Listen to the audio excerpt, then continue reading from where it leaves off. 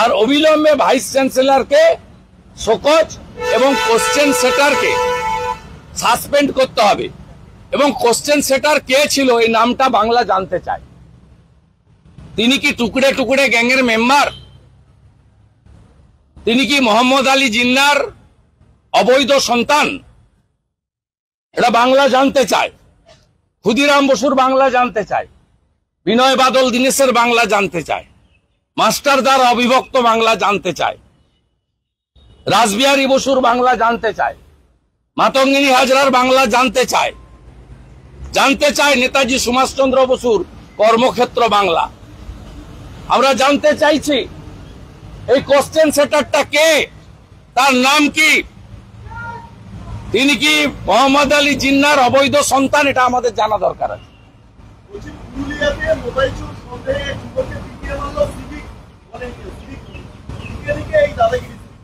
থামবে না, পিসির হাত আছে এদের মাথায়। এরা টাকা তুলে আইসিওসি কে দেয়, আইসিওসিরা এসপি কে পাঠায়, এসপিরা ভাইপোকে পাঠায়, আর ভোট লুট করে। এই যে আইপ্যাকের সমস্ত ডাটা, তথ্য, ফলস ইনফরমেশন, মিথ্যা প্রচার সব করে এরা, সিভিক পুলিশ এবং ভিলেজ পুলিশরা। আর বাংলা সহায়তা কেন্দ্রে যারা ঢুকিয়েছে, আগে যারা একটা সময় দিদিকে বলো করতো, পরে মুখ্যমন্ত্রীকে বলো করলো, সেই লোকগুলো 10,000 জন 12,000 টাকা করে বেতন পায়।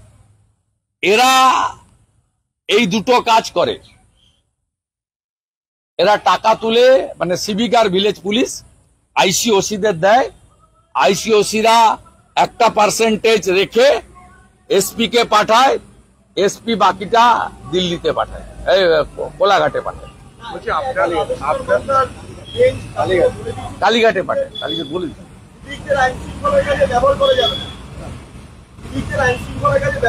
ওটা তো হাইকোর্টের স্ট্যান্ডিং ইনস্ট্রাকশন রয়েছে।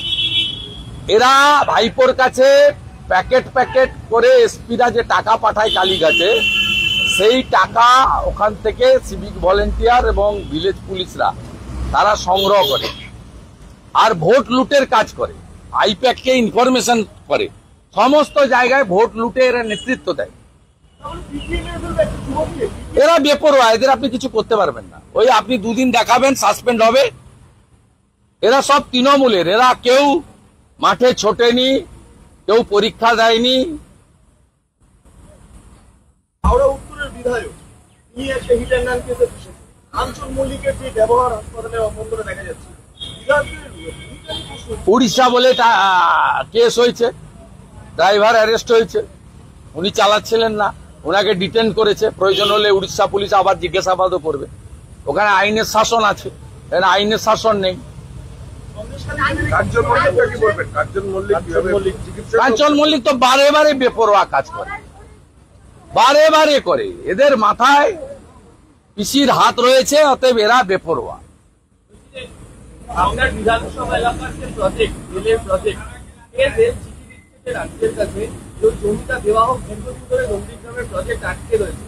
আপনি এর আগে একাধিকবার কথা বলেছেন 80 একর জমি দরকার ছিল, 74 একর জমি, 74 একর জমি রেলের হাতে আছে। 6 একরের জন্য বারে বারে লিখছে, এবং এরা চিঠি না দিলে নন্দীগ্রামের জনগণকে দিয়ে আমি মামলা করব জনস্বার্থে, যাতে রাজ্য সরকার দিতে বাধ্য হয়।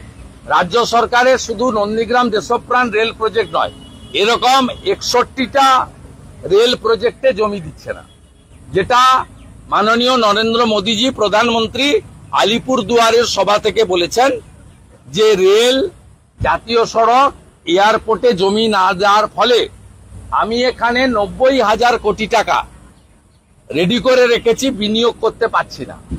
তিনি তার সাথে বলেছেন 8 লক্ষ পিটিশন পড়ে আছে বিশ্বকর্মা যোজনায়, আমি দিতে চাই, এরা দিতে দিচ্ছে না। ডিএমরা এই 8 লক্ষ পিটিশন দিল্লিতে পাঠাচ্ছে না। রবিবার আপনার কাশির সভা, তারপরেও আপনাকে হাইকোর্টে যেতে হচ্ছে। কে ওকে? হরিদাস পাল, ওকে হারাবো। 7,000 ভোটে হাজি নুরুল হেরেছে, ওকে 17,000 ভোটে হারাবো।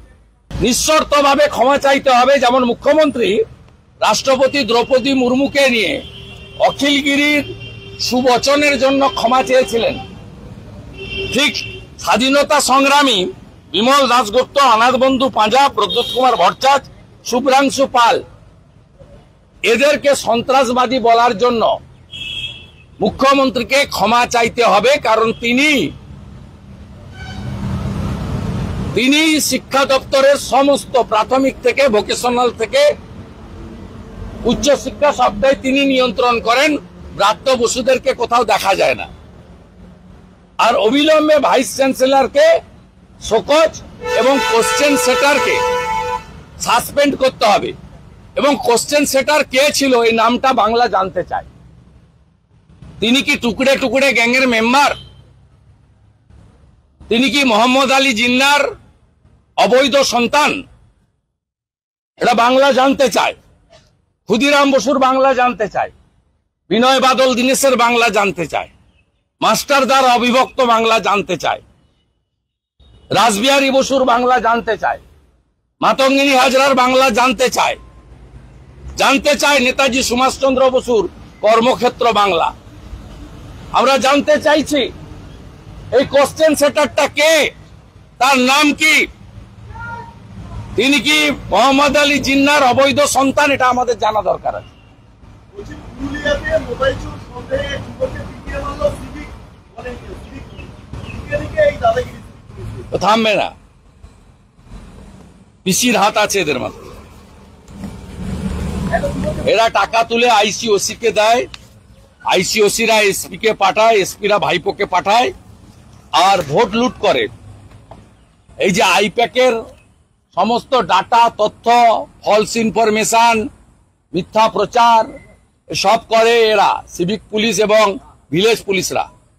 আর বাংলা সহায়তা কেন্দ্রে যারা ঢুকিয়েছে, আগে যারা একটা সময় দিদিকে বলো করতো, পরে মুখ্যমন্ত্রীকে বলো করলো, সেই লোকগুলো 10,000 জন 12,000 টাকা করে বেতন পায়।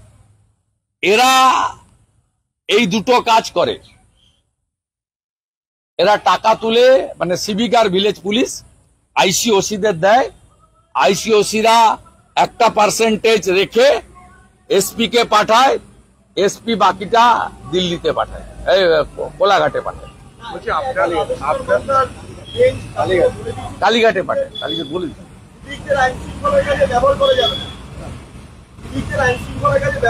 ওটা তো হাইকোর্টের স্ট্যান্ডিং ইনস্ট্রাকশন রয়েছে। এরা ভাইপোর কাছে প্যাকেট প্যাকেট করে এসপিরা যে টাকা পাঠায় কালীঘাটে, সেই টাকা ওখান থেকে সিভিক ভলেন্টিয়ার এবং ভিলেজ পুলিশরা তারা সংগ্রহ করে।